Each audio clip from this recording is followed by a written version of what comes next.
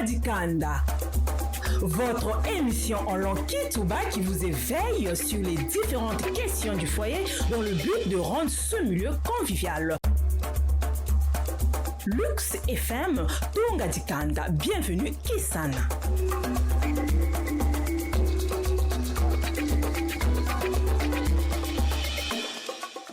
Batata bamama bankundi ya luzolo mbote na benyo nyonso mekufina na kulanda manaka ya beto Tunga Dikanda. Tunga Dikanda kele manaka ina ke kuluengisaka beto konso kilumbu na ina mekutadila bamambo beto ke kuzingaka nzunga ya beto na makanda ya beto pe na bakalachie ya beto. Samu na ina mekutadila kilumbu ya bubu beto ke kuzonzila na ina mekutadila wapi mutsindu beto ke na kutadila kaimbi ina mekutadila ba réseaux sociaux. Na yau mukele munu mosive na kuzonzila yau kasi mukele kintwadi na tata Van de l'Éternel yina kele tata Dikanda pe pasteur ya église Zoé na manima yandi beto kele na mama Gimson Love yandi kele artiste musicienne pe mama ya Dikanda tekila beto kwiza kuyamba bau beto ke kuvutuka kuna na manima ya Regi na kuwa muningu yai.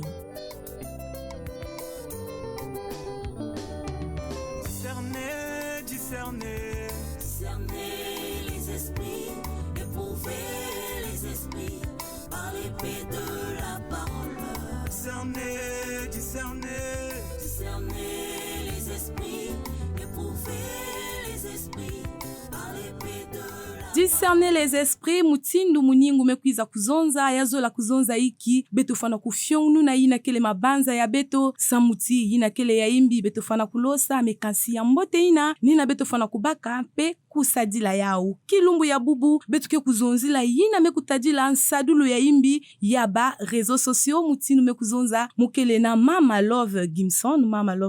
mbote yenge mbote ngekele mama Dikanda pe ngekele artiste musicienne chrétienne mais kasi kilombo ya bu betme kuyamba ngeve mutindu artiste musicienne mais kasi betke kuyamba nge en tant que mama ya Dikanda mubanza ti ngeme kuvanda mbote na kiandu yange me kuvanda mbote ngeme kukubama email na kupesa ina kele dilongi na bampangi na kena kulanda kavet oui matondo mingi na kote ya yandi mukena kutalaka tata Van de l'Éternel na pekele tata Dikanda pe yandi kele artiste musicien chrétien pe pasteur ya dibundu Zoé Tabernacle mubanza chi beno kena kukiyufula me samu na yiki kilumbu ya bubu na Tunga Dikanda beto kele na ina mekutadila ba artiste non beno fona kuzaba ti bakele tata pe mama ya Dikanda na kuzonza chi beto kena kuyamba bau mutindu tata ya Dikanda pe mama ya Dikanda tata Van de l'Éternel mbote yangi mbote mubanza ti ngeme kuvanda mbote pe ngeme kukubama deja na kupesa malongi na bampangi na nyonso kena kulanda kabi mutindu matondo mingi na yau beto ke kubanda yina kele manaka ya beto beto me kuzonza nsadulu ya imbi ya ba réseaux sociaux mubanza ti beto nyonso me kuzaba ba réseaux sociaux ya kele yimbive ya kele mbote me kasi kima ke na kubebisa ni mutindu beto ke na kusadilaka ya nsadulu kele mbote ve kasi nsadulu me kukuma ya imbi ya ke na kunyongisaka bantima mingi ni ina Tunga Dikanda me kuzonza ve kana mukubika Dikanda ke kumwangana bika mukunata samu na kutunga nina me kusala kilumbu ya bubu betu kwiza kuzonzila diambu yina mama Love Gimson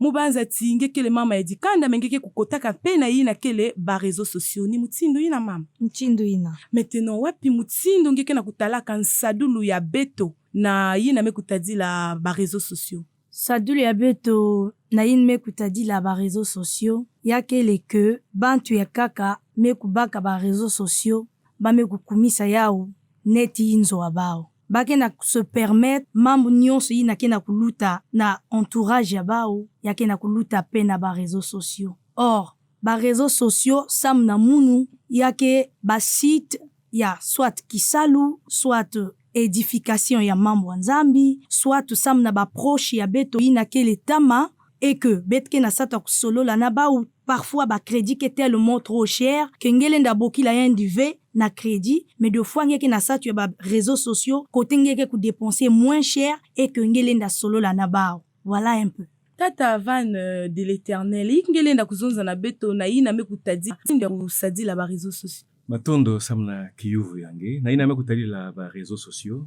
kelika bamambo kele mingi na betela na kuzonzila kasi kutala ntango ke na beto ke na zonza na mwa fioti bubi yei diambu ina ngudi mekutalila ba réseaux sociaux mekutalila mutindu ya kusala na yao eke mutindu bubi yengela na vanda na mbele na liboko yange mbele mosi na ngela na sala na kati ya kikuku na kulamba kasi akana lumbu nkelemezo wange ngela na baka diaka mbele na pe kususa kutalisa muntu pasi nina na zonza ti ekele diambu ina mekutalila mutindu ya konso muntu pe na kuvanda na kati ya ba réseaux sociaux muzola tete kubana na kuzonza ti ba réseaux sociaux to but ya kele ti bantu lenda vanda na inswa ya kuso communiquer mutindu mekuzonza maman love et na ba réseaux sociaux pe ben kele na lenda to inswa ya kusala publicité na mekutala entreprise ya beno sa mutindu na beto ba artiste na possibilité ya kusala promotion ya ba produit ya beto kasi na kiadi kele beta na kutalaka bu ya kele ti emekoma sika mutindu mekuzonza lumputu samla bantu ya ba règlement de compte nikena mambo ina kena kunyongisa kange na kutalila muntu mbeni na muntu pe ngekezwa kwa ni ngolo veto courage ve ku belama na yandi pe na kuzonza ya kintuali na yandi mutindu bezaba ti na kuvanda ba africain betkele na mbongi kisika betkele na vanda pe kudika ba mambo kintuali bakena lutaka ve na nzila ina ya kuvanda na nkundi kuzonza na buzitu nyoso pe na luzolo nyoso kasi bakeluta na nzila ba réseaux sociaux kuna ngeke tala bakuzonza bake tula mamambo ina ke diriger contre muntu moko mondre guerre moko ma ku dénoncer ba mambo mbi na moko tala muntu ina ngena na zonzila ndi mosi directement donc yake parmi ba mambo ina kene nyongisa ka beto to betka na ku déplorer ke na mutindu batka na kusalaka na ba réseaux sociaux tata vande de l'éternel bit mekwiza kulanda ngengi mekuzonza yake na kunyongisaka batima mingi yachelika yake na kunyongisaka samuchika na bit mekunata ya unatunga dikanda yake samu na kutunga mekasi na kumwangisa ve tata vande kele mvungi ya dibundu wapi mutindu mikristo bongaka kusadila yina kele ba réseaux sociaux okay mutindu mekuzonza na mbandukulu ya nzonzolo ya munu réseaux sociaux kele na ba avantage ya yao yake pe na malanda akana nimeza bave mutindu akusadila yao ninaina na kuvanda mu Kristo unozola tanga mwa disonoko kwa mosi ina ubanza tilenda ndungisa beto samti beto na kutubilaka tazonzaka na kutalila mi Kristo bien benza mezonza na Psaume 119 verset 105 ta parole est une lampe à mes pieds et une lumière sur mon sentier zolazonza timpolo to diambu ya nzambi kele nsemo pe beto mi Kristo tufana kujatila to kutambula na kati ya nsemo ina pensemo ya diambu ya nzambi ni ba mambo ina diambu ya nzambi ke lombaka na ina na kuvanda mu Kristo mutino Romains 12 verset 2 mezonza ne vous conformez pas au siècle présent mais soyez transformés par le renouvellement de l'intelligence afin que vous discerniez quelle est la volonté de Dieu ce qui est bon agréable et parfait ni na ina zonza ti na kuvanda mu Kristo betfana kuvanda na bansalulu ina mekufana kana na kundima ya betu bizabati diambu ya nzambi ke lombaka na mikristo na kuvanda mutindu kuvanda ba exemple fana vanda exemplaire na njatu ya beto na mvandu ya beto pe na banzonzo ya beto nina na kuvanda mu Kristo nge fusalila ba réseaux sociaux mais na vanda ve nzila ina ya muntu ke baka na kusala ba mambi na kufana kana ve na mutindu ke lombaka diambu ya nzambi beto ina ke mikristo fana kuvanda exemplaire mama love na kutalaka mikristo betu mekuwa ina tata van mekwiza kuzonza me mubanza chingi kele mukristo yekingelenda kuzonza na bampangi ya beto mikristo ina kena kuwa beto wapi mutindu bamefuana kusadila yina kele ba réseaux sociaux sam na munu ya metali la ve kaka mikristo me yake na kutadila beto nyonso parce que bubiei betlen tala que non yendi na keve mukristo me yake na se comporter mieux que yendi na ke mukristo message ke na kutadila beto nyonso ya vanda ba Kristo ya vanda ba yina ke kusadila nzambi ve message ke na kutadila beto nyonso ba réseaux sociaux samu na bantu nyonso ikele samu na communication samu na promotion to ki salu ya beto na nyonso ya mbote ina betlenda sala yake ve samu na kuincriminer bapangi yake ve samu na ba règlement de compte yake ve sam na kuiswanis bapangi yake ve sam na kucréer ba désordre ba conflit na ba famille yake ve sam na kucréer ba conflit na kati ya kisalu ngeme kuswana na pangi na kisalu règlement de compte ngema se kusala ba statut sam na yiki paske nge kuswanak mazone na pangi na kisalu et que nge keve na courage ya kuzonzilien de vivre voir face à face que non mambo nge kusalaka kele Mbo TV. Me yiki nge ke sala nge ke kwiza na ba réseaux sociaux nge mase kusala ba statut nge mase kusonika ba mambo kidi et kuna nge mase kubebisa soit na société bantu ke dia na PV na inzo peke diave na famille peke diave sam na yiki parce que sadulu ya beto sam na ba réseaux sociaux me kuma yimbi betre na kuzaba ve kusadi la ba réseaux sociaux. Ba réseaux sociaux ya beto me kuma sam na kusala n'importe quoi soit ngeke kwiso sa ba bakala nge na ba réseaux sociaux ngeke kwiso sa ba kento na ba réseaux sociaux ngeke kwiswana na ba réseaux sociaux ngeke publier ba vidéo ina vandaka ya kubumbama na ba réseaux sociaux et yake na kupesa ba problème na kati ya ba makanda ya bantu. Mama love betike na kulandaka nge betike na kubakuswaka ina nyonso ngeke na kuzonzaka me ya pasi to ya kiadi mingi kele samuchi na kutalaka ba mikristo peke na kusalaka ba mambo ina betume kulanda muchindu tata van me kwiza kuzonza me kwiza tanga meme mambo ya nzambi na kuzonza chi beto mikristo betu fana kuvanda ya kuswasakana na ba betile nda kuzonza mipakanwe ba ina me kuzaba kristo ve betu fana kuvanda ya kuswasakana me na kutalaka kilumbu ya bubu beto mikristo ni beto ke na kusalaka mambo ina me kulutila diaka yimbi kuna na ba réseaux sociaux. En fait vrai problème ya nene diaka ni ina beto ba ina kena kusadila nzambi betu me kuma pire que bapakano betu me kuma pire parce que bubu yei si betlenda baka exemple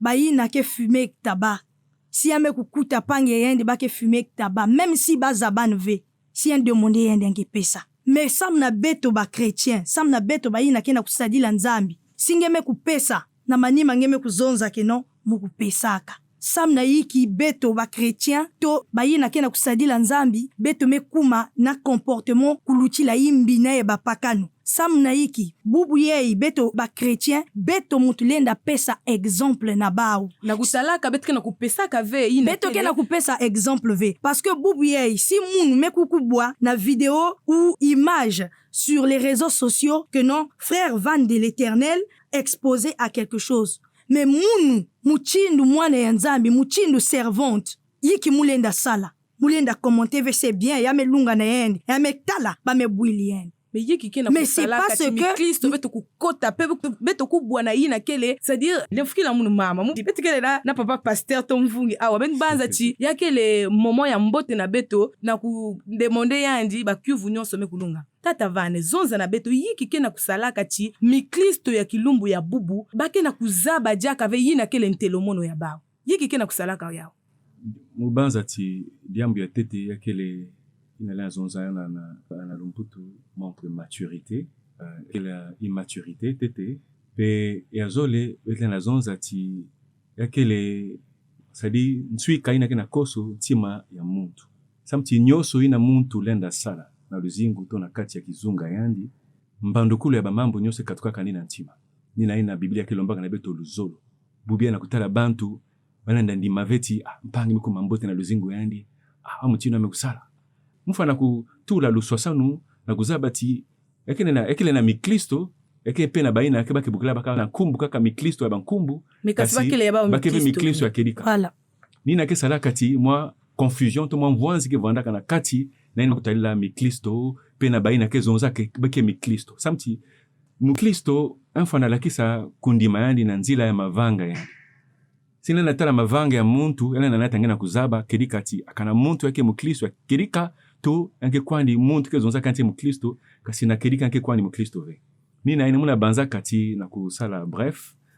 ina nataka bantu bubu ye na baina kana bukula kati mukristo na kusala bansalula mutindu ina yakele kondolo luzolo samti luzolo mutindu biblia mezonza ke bumbaka bakieta to imbi ya mpangile natala mutindu kundi ya betu mezonzela betu ngile natala imbi ya mpangi kasi ngike bumba ya ni luzolo kaka lenda sala mutindu ina kasi akana luzolo keleve nina kena tabantu na kusala ina betu kana kudeplorer que to ina kena kunyongisa ka betu na kubebisa reputation mpangi kuzonza imbi ya bakaka kesunika meme na nkumba ngetu na photo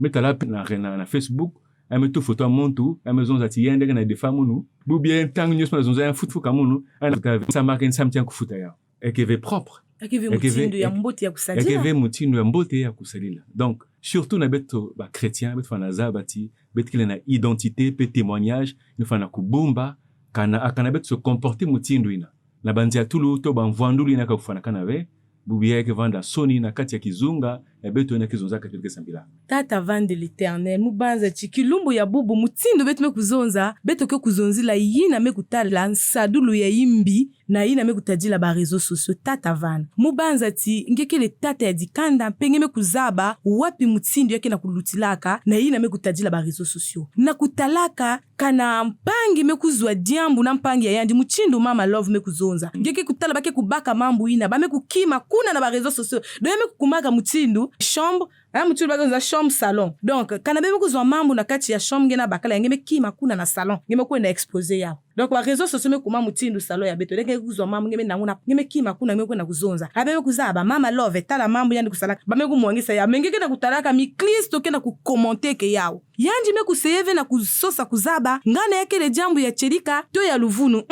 mekasiki yandi kesala yandi meku commenter ka yame baka yandi meku muongesa pe jambo meku kwenda imeni tata van ngana yake le mutindu ya mbote ya kusadila ubanza ti bansalulu ya mutindu ina ekena muntu velenda kusepela na yao akana muntu sepela na yao zola zonza ti yandi pe kena kati ya bansalulu ina kubaka mambo ya muntu ina beme kuzwa mambo beme zwa ngolo veto courage ve kuzonzila yandi yao en face yake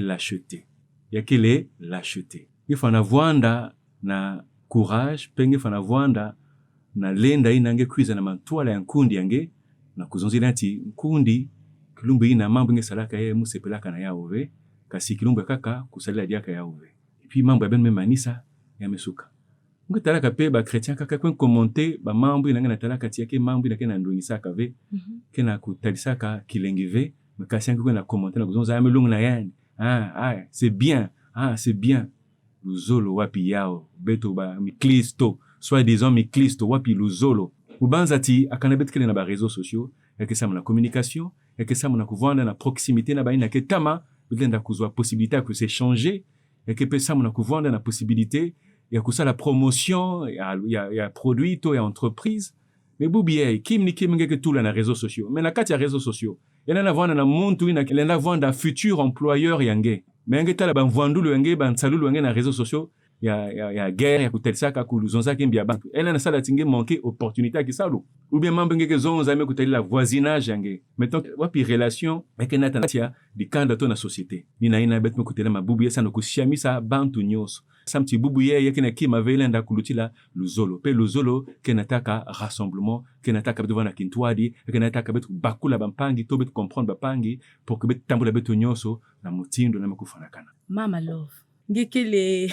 mama ya dikanda mubanza ti ngeke na kutalaka wapi mutindu beto bakento muzonza bie bakento mutindu betike na kubakaka bafoto ina kele ya Mbo TV me betike na kutulaka na ba réseaux sociaux yake zola kuzonza iki esamu na iki bakento ke na kusalaka mutindu ina na kutala bakento ina ke na kubaka bafoto ina kele ya Mbo TV na kuiza tula na ba réseaux sociaux ya tete samu bayakaka mekuzaba nzambi ve non na bayina mekuzaba nzambi ngeke tala mu Kristo mekuzaba nzambi yanji mekuluata kinkuchi ina mama love mabene na nganda yanji kuluata mwa jipe ya kufi na ngana talaka c'est-à-dire bakuisi ya yandi nyonso na nganda mekubika ya nganda kuna ya mekuzwa photo ya mebaluka bien selfie yake zo na kuzonza ni na muge na kuzonza ya tete bayina mekuzaba nzambi ve ya zole beto pe bayina mekuzaba nzambi beto kena kusadila mavanga ina me yake le exemple ve sam na bayina na bunu bakuzaba nzambi bubu ye isi munu kena kusadila nzambi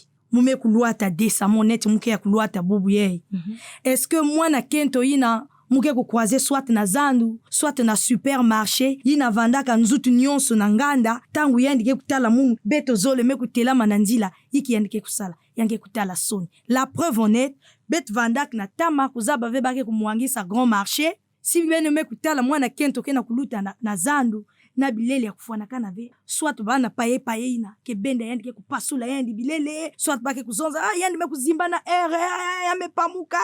pourquoi parce que mvua tulu ya beto bakento kena kuvanda Mbo TV me bubu yei ole ya kuchanger ya mekukuma diaka ya kulutila tous les jours bakena kuyidika bilele betke kutala bamindele kuna yake culture bao mais beto pe bas africain beto ke na culture ya beto ke na ku perdre ba valeur ya beto parce que beto ke na sosa ku copier ba me ku zonza na luputu qu'on copie les bonnes choses mais yi na ke le mbote ve sam na yi ke muke ku copier sam uchi artiste profane mos ya États-Unis me ku luata habit de scène ya me kubika nzutu ya yendi na nganda e munu pe awa na Afrique muke kubaka kinkuchi ina mume kuluata c'est sans des habits de scène sam na bao si beto me kutala bao après ba scène ya ba ke kuluata kabilele inave bake kuluata kabilele inave mais beto awa na Afrique beto me kuma bilele ina ba artistes ya nene ya ba bwale ya kaka ya mindele ke kusala ba scène bau mase kubaka yao na kuluata ku exposer banzutu ya bau bake luta na ba réseaux sociaux bake na ku exposer ke banzutu ya bau sam na iki baya kaka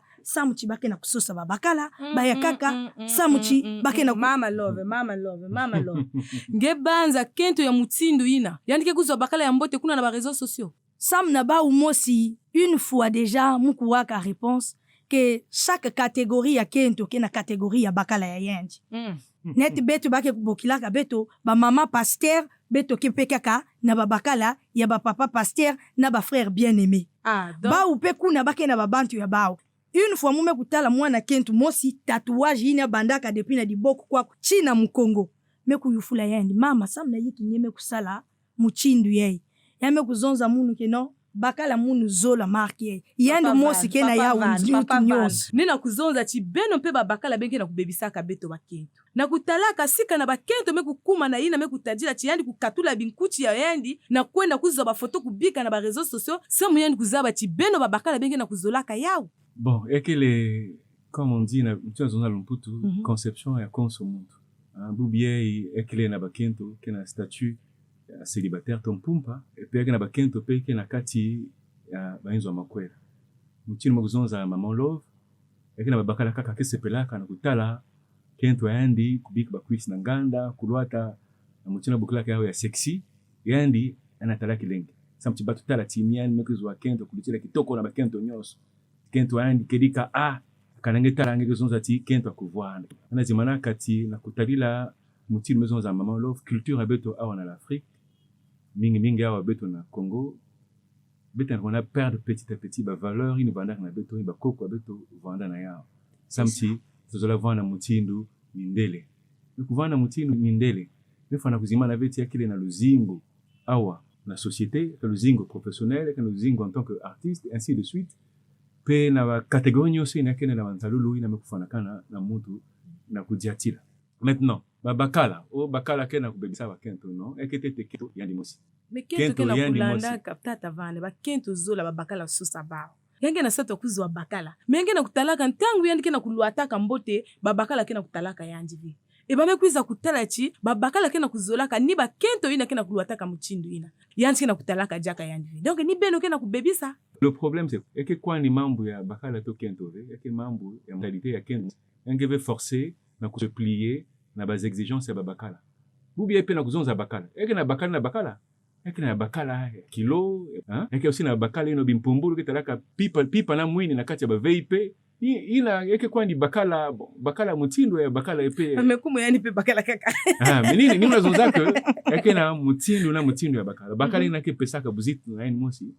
lenda venda takento na kukondwa buzitu na yandi mosi parce que aujourd'hui bete talaya bubiangela mvana bakala na kento 2 mois après ngedi avait ensemble mais pendant que vous venez ensemble ngemi se conformer na bas exigences andi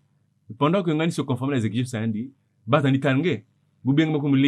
libre entre guillemets mais bain zabinge na façon yani salaki na kutaliski lengna papa in vanda mekwenda ngeke bikana metona kuzwa montre que zone ngeke passe na kuzwa pe montre na bas exigences monti bana nangena na tama ngeke passe nina kutalaka mbasi ni kwiza avenir ange yime Ngemu kiza tulenge ngekwe sos ki sa lunga na bika dossier lumbi ngeme loat maintenant bien mais monti zabri na Facebook ninge mama matalana voilà bubu nyos ngeme loat foba zab que ayande me loat bubu mutindu yey nyos ngeme sala foba tar que ayam loat di papa yey ba comportement mutindu la sala tia que compromettre nge même dans l'avenir parce que ça restera na kati ya mabanza ya bantu yaki bika na pe na kati ya ba réseaux sociaux tangu nyoso bantu ketala yandi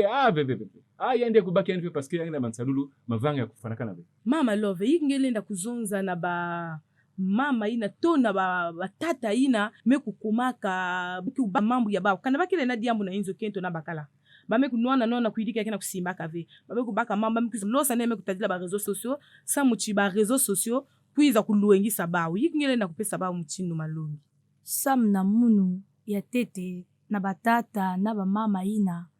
kele na ba problème to ba difficulté na kati ya makanda na kati ya ba foyer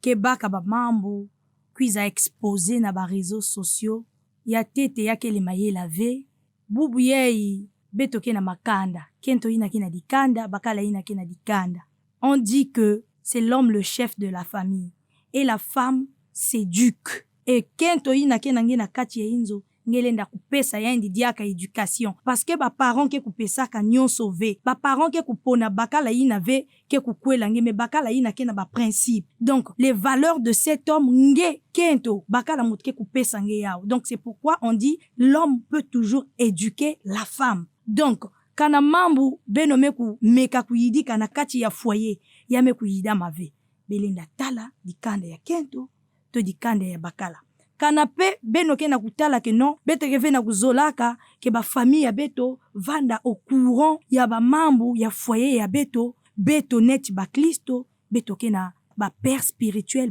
na kati ya mabundu ya beto ngelenda kwenda kutala berger to ancien ngemo expliquer tala mambu ke na kumenacer ke foyer ya munu to inzo ya munu ngeme expliquer pe baou bake kuzaba ku orientenge bake kuzaba ku conseiller beno na mambu yina ke na kumenacer ke foyer ya beno yakele mbote ve samu na bakento to babakala mambu yina ke na kusimba ve na kati ya foyer beno baka beno kwiza exposer na ba réseaux sociaux parce que vie privée ya beto qui est important. Lumbu mambu ke kusimba ngeke kusala iki yende kuizaka yende exposer yake le soni yake na ba couple ya kaka to ba foyer ya kaka bakuza ba oui si bake na kunwa na beno kota ve na manima benga kuzwa soni mais c'est vrai mais beto ke na kuzola diaka ve ba mama to ba foyer ba continuer na kati ya ba mambu ya pilina beto zaba kuyidika ba mambu beto zaba kuzo ba conseiller ya mbote ina lenda ku conseiller beto na kati ya ba foyer. Les blancs appellent ça les conseillers matrimonial. Donc beto awa beto peut-être na bima ina ve mais beto lenda kutala ba berger ya beto bas anciens à l'église, c'est biblique. Ngeke na kulemba na diambu, rapproche-toi vers les anciens de l'église. Samubaku luengi sabeno. Et bubu yeye muke na kupesa conseil na ba mama pe na ba papa kana beno ke na mambu na kati ya dikanda na kati ya foyer beno ke na kulemba na kuyidika ngeke na ku conseiller ke kento ngeke na ku changer ke ve ngeke na ku conseiller ke bakala yendi ke na ku changer ke ve singeke na talaka ngelenda tala ve du kanda yendi sam na ku exposer ve foyer yange ngelenda ku tala berger yange na l'église ngelenda ku tala pe mama yina ngeza bataya ke kaka mama ya camarade mun ngeza ba ke non mama yake tambulaka na droiture to yenda kupesa munu ni na tele malongi mama yina lenda kupesa nge conseil. Choisis une bonne personne que tu as déjà vu yina ngeke kutalaka yenda ku conseiller nge na nzila ya mbote yina conseil beto lenda kupesa ba mama matondo mingi tekila beto kwiza kumanisa tata vane dibanza yangi asuka yikingelenda kuzonza na bayina nyonso kina kulandaka beto kina kuzabaka ve wapi mutindu ya kusadila yina kile ba réseaux sociaux dibanza ya munu na kumanisa kele to na kulomba na bantu nyonso na kuvanda na lufyongo nunu to discernement. Fana kuzaba ti konso kima to konso diambo wana inza kile na bas avantages pe na bas inconvénients ya na ina beto fana kusala preuve de maturité pe samna beto mi Kristo beto fana kusala preuve de spiritualité en face ya réalité na kena beto samti bubu yei réputation akana ngeme bebisa yao eke pasi na ku rattraper diaka to diambo to ba mambo ngeme sala na réseaux sociaux bantu ke bumba kaka kizizi to image inange bikaka na réseaux sociaux même si ngene changer après mais bake juger nge kaka sur la base na ina batalak nge salaka ku critiquer ba bantu ku critiquer ba pasteur ku critiquer bantu nyos ni na ina ba réseaux sociaux mundele yan mo si salaka ke kamwa katanga kaka na mutin betke salaka ya bubu yei eke babi mekuiza tama mingi ve samna ba kaka ya kaka na découvrir au tama mingi ve ya bonga pe na bantu bazwa possibilité d'être enseigné ou encore d'être formé dans l'utilisation des réseaux sociaux pour que baza ba mutindu ya kusadila ya matondo mingi na beno nyonso mekwiza kulanda manaka ya beto ya tunga dikanda mutindu beto ke kuzonzaka beto ke kutungaka kansi beto ke kumwangisaka ve mubanza beno mekuwa beno mekulanda mekasi yake zola kuzonza iki beno fwana kusadila mambu yai samuchi yake le mbote mingi samuchi yake lenda sala china mantuala nge kwiza kumajaka muntu ya nene to muntu ya mbote baka ina kele mbote kansi ya imbi nge fwana kulosa yawu mama Love Gimson matondo mingi na ina nge kuyambaka ina kele mbila ya beto samu na kwiza luengisa jaka bankunji ya beto ina vani kuzaba ve wapi mutindu bafwana kusadila ina kele ba réseaux sociaux vraiment beto me kutonda mingi matondo tata avant de l'éternel matondo pe na yina ngeme kukwiza na kwiza luengisa jaka beto na yina me kutadila wapi mutindu beto fwana kusadila yina kele ba réseaux sociaux matondo lange samu na kilumbu ya bubu beto me kwiza kumanisa na yina me kutadila manaka ya beto ya tunga dikanda kasi na bilumbu ke kwiza na mantwala beto ke kuvanda jaka kintwadi na beno na yina me kutadila kaka basinga ya Lux FM. Lux FM, Tunga Dikanda. Bienvenue, Kisana.